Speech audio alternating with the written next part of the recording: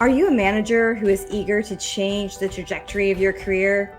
I have spent the last 23 years as a Fortune 50 leader learning from other industry leaders how to break free from limiting beliefs and habits. On the Might in Motion podcast, we focus on the 4 M's: motivation, momentum, mindfulness, and might. We bring you leaders from Fortune companies, doctors, and entrepreneurs. Their stories of living their own might in motion will inspire you to create your own action plan and achieve your goals. Welcome to Might in Motion. Today's episode of Might in Motion is brought to you by Pantheon FM, Fortunes Magnified. Pantheon FM is changing the world through entrepreneurship. In this community, you will find everything you need to create, amplify, and monetize your world-changing business. Join us at pantheon.community/register/LAUA. Today, I welcome Laurel Mines. Whenever athletes are determined to achieve their next level of peak performance or find themselves sidelined by injuries, they know they're in the right hands with Dr. Laurel Mines. Dr. Laurel is a physical therapist, athletic performance trainer, and sports mental performance coach. For her clients, she knows how to get results every time. Dr. Laurel received her Doctor of Physical Therapy degree from the top-rated MGH Institute of Health Professions in Boston. She has an advanced certification in orthopedic clinical specialty. She also won a national championship in competitive cheerleading. As demand for her services grew, Dr. Laurel recognized a need to treat not only the physical aspects, but also the mental elements of human life. Considering the entire ecosystem of the athlete, she developed her own proprietary sports mental performance program and has become a sought-after thought leader in the developing field of sports mindset coaching and athletic performance training from youth to professional sports. Dr. Laurel, welcome to Might in Motion. Thanks, Mariana. I'm super excited to be here and in this conversation with you today. I'm excited as well. As you know, we've talked before. I've got two girls that have just now started into sports. They are in second and fourth grade, so they're very early on in that stage. And you obviously had some sports in your life throughout school, and you took that into your degree and what you're doing today. Can you give us a little bit of background, some more about yourself and in sports and a competitive cheerleading championship? Competitive cheerleading is hardcore. I'm from the South, and I have seen these cheerleaders do amazing things. So can you just share a little bit more about your personal story? Yeah, thanks for asking. So I grew up in North Carolina, and I just remember playing outside as a kid, climbing trees, riding bikes, doing sports, just, all the active things. And when I got to high school, I played varsity tennis, but where I really excelled was on the competitive cheerleading team at my school. We had a really great team, and I played tennis, but I wasn't that great at it. So I had cheered whenever I was younger, and then I was like, I really want to be part of this team because they were really good. And so, got on the team and trained hard. And yeah, we had a really awesome coach, but she was tough. She was a really tough coach. And what she taught me was about fairness. Hmm. She was really tough, but she was fair. She treated everyone the same. And you always knew what she was going to say or how she was going to act because she was fair and she was consistent. And even though I probably didn't like it at the time, it, bred a champion. She had really impeccable integrity in her coaching and really got results. So, and to be out on the stage and have your school's team name, called out to be the champion. It's just a feeling that you can't really describe unless you've actually been there. I love that. And I know that you have taken that mindset and the examples of that you had as coaches at an early age and it bleeds into what you do today. So tell us a little bit more about what you do today in helping from youth all the way up to professional athletes improve their mindset and therefore improve their performance on the field. So mindset is, I put the Pareto principle on it, the 80%, 20%. I think mindset is really about 80% of the game, and the physical is about 20%. And so one thing that I was dealing with as a teenager in sports is that my parents were divorced, and my dad would pick me up from practice, and sometimes he would pick me up really late from practice. And I had this experience that he didn't really care that much about me, Mm. and that I wasn't a priority in his eyes. So I thought, like, if I just did more and I just did better, then I'll be a priority, and then he'll pick me up on time and won't leave me there, and the world will be a great place, right? And he would show up and then he'd blame other people, like, oh, work this, so and so this, I couldn't get here, so it was kind of never his fault. So I couldn't really be mad at him. It was somebody else's fault. So I had to be like compassionate towards him. And, I was embarrassed in the meantime. And I just thought, yeah, like if I was better, then he would prioritize me, over all these other people, right? So what did I do in my life? I actually went and tried to do more, and I tried to do better for 2 decades of my life. And Mhm. it was just stepping I stepped on that hamster wheel at that time, and I had all of these achievements, as you can see, as you read at the beginning of the show, like, yeah, I have all these achievements, and they're great, and it was not satisfying. It just wasn't this satisfying life. And, as this driven person and as this leader, like, it can be that rat race or that hamster wheel, you just step on it and you're achieving all these things, but you're not really enjoying it. You're not really enjoying Mhm. the process and the journey of it. And it can be really trying, and you can struggle a lot with it. And I ended up doing some work around this stuff on myself, and I finally broke free of this.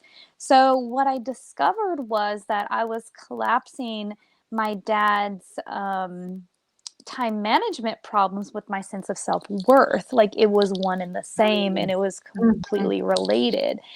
So, when I was able to uncollapse that, um, I realized that like my dad's time management problems had nothing to do with my worth in the world.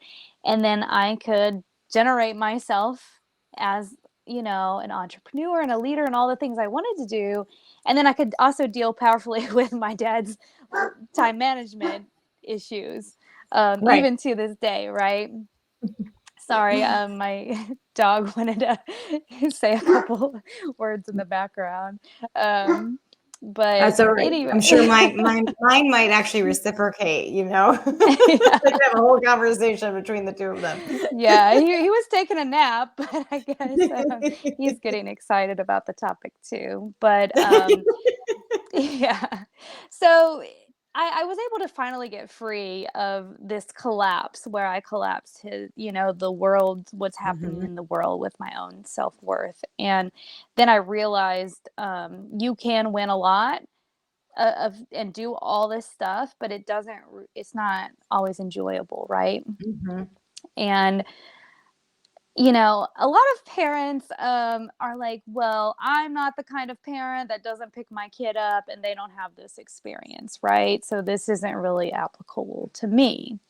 But I want to tell you about a client that I had, to give you this whole spectrum and this whole big picture. So Mhm. this one client I had was 10 years old, and her dad said, "You're my little champion." She did Mm. gymnastics. Mhm. And her experience was, if I don't win the championship, then my dad's not proud of me. I'm not a champion, and my dad's not proud of me. And she didn't say this, but basically he doesn't love me, right? Yeah. Yeah. And the dad's super supportive. Like, he's a great dad, and he has no idea that she's suffering under this cloud of pressure to be this champion out of his encouragement for her. So in Yeah. our coaching, what we discovered was she discovered that if she showed up and she did her best, she was proud of herself. Mm-hmm. And only when she was proud of herself could she live in a world where other people were proud of her.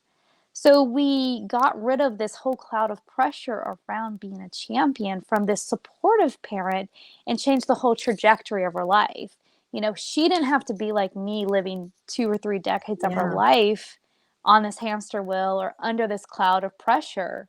We got to disappear this when she's 10 years old so that she's going to live this whole different life. So it kind of came full circle. Like, I struggled with what I struggled with, finally got free of it 2 decades later, but now I get to help young athletes get free of this stuff much younger so they don't live those decades of their life under this glass ceiling. Yeah, I that resonates with me. I have two small girls, and they're starting to get into sports, and so my husband and I walk this line of, are we encouraging them? Are we cheering them on? Or are we creating undue pressure? Right? We want them to enjoy the sport, and if they enjoy it, then that could blossom into something much bigger, right? And how, Mm-hmm.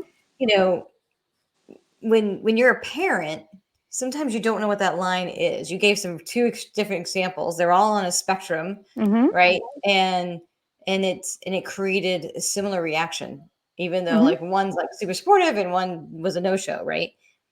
What are some things or tips or tricks as a parent that we could be a good example for our kids so that they can step into what their true talent is and their true potential? Okay, so I could take this question a lot of different places, but this is where I'm going to start.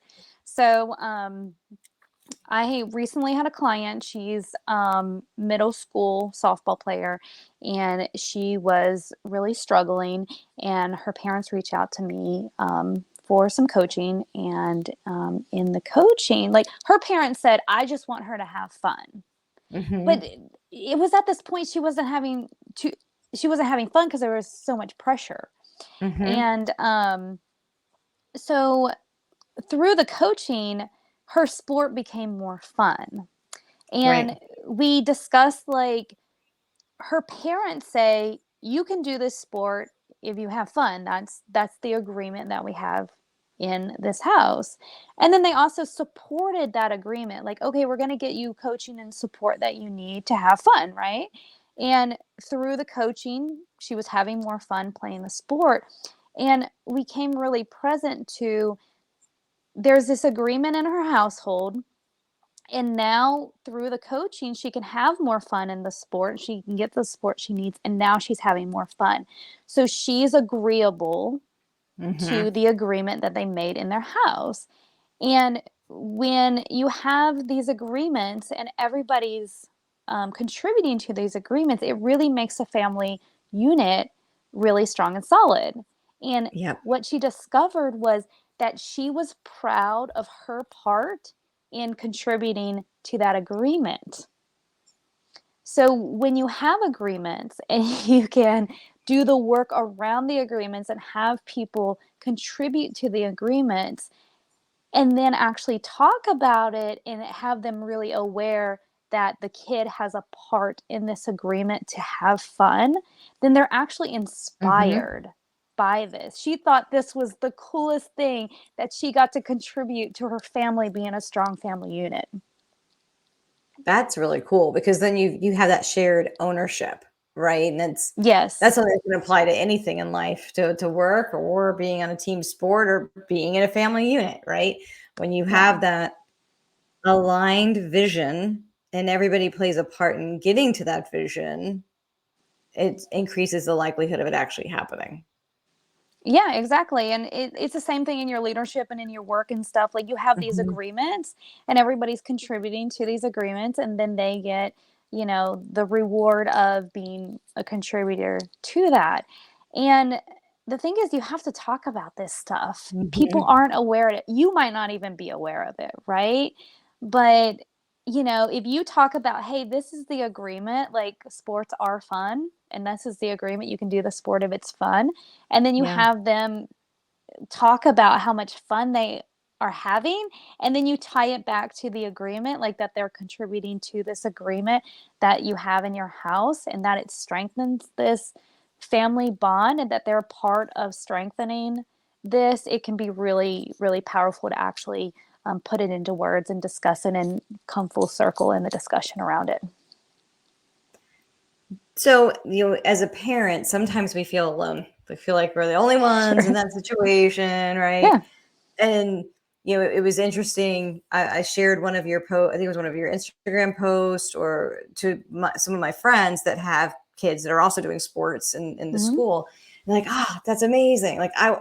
I want to know more about how I could be a better sideline coach, or how I can Yes. create my own team as a parent to be a positive influence, right, to Hmm. their kids.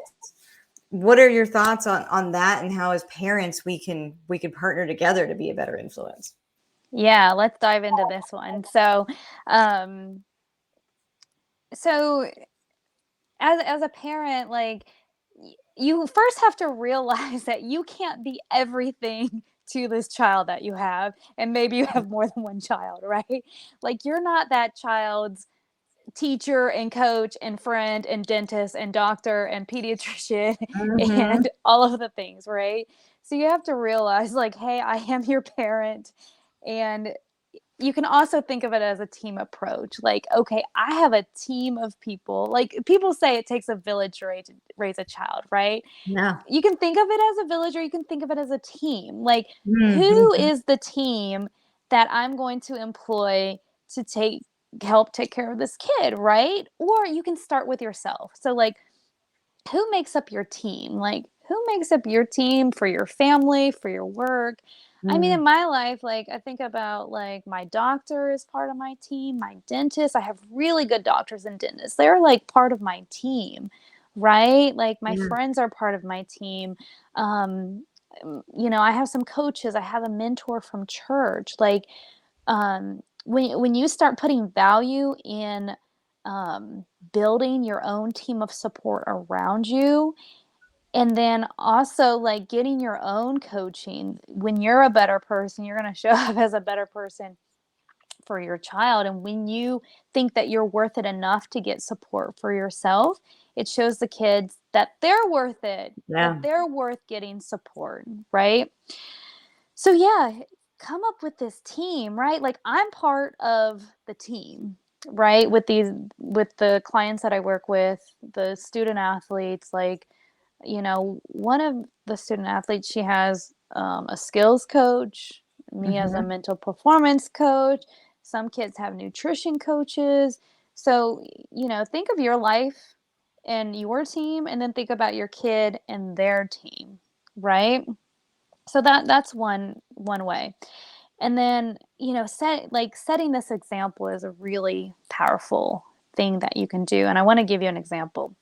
So, I have this neighbor, and he started to have some hip pain. And he used to run, and he used to enjoy running. And then he had this hip pain, so he stopped running. And so, I said, "Hey, like," and then he stopped running, and then walking up the hills was Mm. painful. So then he's kind of stopped doing that, and it's like he's keeps stopping doing things in his life. And as a physical therapist, I was like, "Hey, I can help you out. Like, you don't have to live with this pain. I can help you." And he was telling me, "Oh, the doctor said I have arthritis, and I don't want to get a hip replacement, so I'm just going to do less, and other people in my family have arthritis." Well, the best thing for osteoarthritis is exercise, right? It'll Mm. actually preserve your joints and prevent having hip surgeries. And he was like, "No, I'm not going to do it. I'm just basically going to be resigned to not taking care of myself." So, the example that he's giving his kids, he has one in high school, and then he has a daughter in college that is on the track team. She runs for Mhm. college. And so the example that he's setting is, hey, like when someone says running's not possible, I give up. Mm. And I don't take Mhm. care of myself, and I don't employ support to help me, and I don't go find other solutions for myself, and I'm just going to sit here and give up running. Yeah. Yeah, so Yeah. that's the example that he's giving, right? And the other thing he could do is hire a physical therapist. Say, "Hey, doctor, like you say it's not possible to run, and there's research out there that says it's possible, and I'm going to see what's possible for my life, Yeah. and I'm going to hire the help that I need in my life to do the things that I want to do and I love to do, and I'm going to see what's possible, and I'm going to invest in myself. I'm going to invest in my health because I'm worth it." Mhm. And then Yeah. he could do, the physical treatment that he needed to help the hip. He could get back to running, and then he could go to his daughter and say, "Hey, guess Yeah. what? The doctor said I couldn't run, and it wasn't what I wanted for my life. I wanted to run. I enjoy running, and then I got some help. I went to physical therapy. This girl was awesome. She helped me with my hip. I got back to running, and I felt all these endorphins, and I felt really proud of the work that I had put in, and I just wanted to share the triumph that I had in my life and how I took care of myself. And I just, feel even more connected with you as a runner because I love that runner's high that I get, just like I know you probably get." So, that could share vulnerability. Like, "Hey, I'm not Mhm. perfect. I have problems." Share the struggle, share what you did. Like, "I got help and support and I'm worth it." And then share your triumph and, acknowledge all of it, right? So that's the option when you take care of yourself, not just taking care of yourself and taking action, but also sharing the experience Yes. with your kids can be so powerful that, like, they can see, like, if you're gonna take care of yourself, I can see it's important to take care of myself, and then they're going to mimic these behaviors that you're actually setting as an example, and then that can be a leader for their whole team, like, Yeah. showing other people that they're worth taking care of their health and wellness. Does that make sense? Yeah. It does, and I think it resonates across, right? So if maybe you don't have kids, but you're at a team at work, right? Mhm, And you have the same type of opportunity to be vulnerable with others and share mhm, the struggle that maybe you had getting into a role you're in so that you can inspire that next generation of people coming up behind you in your career, right? So you can apply it to really any aspect of your life. I think that's fantastic. And I love your thought process of you're creating these people that are in specific roles that can help you elevate. So you're mhm, getting experts in from a physical therapist or a nutrition coach or you fill in the gap, right? mhm, And that's super helpful for anyone in their life, right? It's amazing what you can do when you start getting the right support people in the right seat mhm. that can help you elevate. Yeah. I mean, it you're never gonna do it alone, right? Like, Yeah. all the powerful people in this world have a team of support. Yeah. Yeah. You as you think about, the people that you've told us a lot of really great stories of people that you've interacted with and you've helped elevate. Is there one that just has been kind of your shining star where you're like, man, I'm really proud of what I did to help him or her in their path to success? Yeah, so I think every story I know you're is probably like, I can't one pick that one. I That's like really picking a favorite connected kid, to, Mariana. like, Why would you ask me that? yeah, I think, mm, yeah, it's just incredible because I never know what the glass ceiling is for these young Yeah. people, right? And to just change the trajectory of their life is just so incredible. And like every one of them has just an incredible story. And like I was shocked of the glass ceiling that the 10-year-old gymnast had. I Yeah. was shocked that her parents were so supportive and this pressure she built up, you know, um, inside of her was just all this internal stuff, and Mhm. it wasn't even from her parents. So, sometimes parents will really take on, that they're the problem, and, maybe they're not the problem, right? Right. So Right. that was a really incredible eye-opening experience for me as well, right? In my own coaching. And then I think I shared a video with you about a cross country runner. In just the Mhm. few weeks that I was working with her, she decreased her 5K time by 4 minutes. So just from mental performance coaching alone, um, her physical performance soared. She was making way Yeah. quicker, bigger games from only mental performance coaching. So, as far as the stats go, she's a really great example of a win. And then, yeah, I think this seventh grade softball player, Yeah. um, she just made some incredible um, yeah, incredible progress. She was having breakdowns pitching in the game, and just in one session alone, she was able to pitch a whole game That's without having a amazing. breakdown. So it's hard to really limit it to Yeah, one. I love it. Yeah. That's amazing, and I know you meet one-on-one with people, you go and you talk to, different athletic communities Hmm. and that sort of thing as well, so if people are interested and they're like, "Man, that's right up our alley, that's what we need for our child or for an athletic group," or, that sort of thing, and if I wanna put up on the screen here, I know we've got your Instagram and your LinkedIn, also your website. What's the best way if people want to reach you, Dr. Laurel, on how to reach you and connect? I would say going to my website. There's a phone number you can call me or text me. There's my email on there. So yeah, call me, text me, email me. All those are great. Follow me on Instagram. You can message me on Instagram too. Yeah. So there's lots of ways to find me. Awesome. So for those listening, it's baylaurel.athletics.com is the website, or you can follow her at Dr. Laurel PT on Instagram. And just a great person to follow. Lots of things and tips and tricks that you can learn. And these are things that, like I said, you can leverage in any part of your life. So I loved your story about your own coach who coached with fairness and with consistency, and that's something that you've carried into your practice today to help these young athletes really grow and blossom. That as a parent, we're giving an example of to our kids of what we can achieve if we go and do the things that we should do to be able to improve, or an example of giving up and how that can translate into their life long term.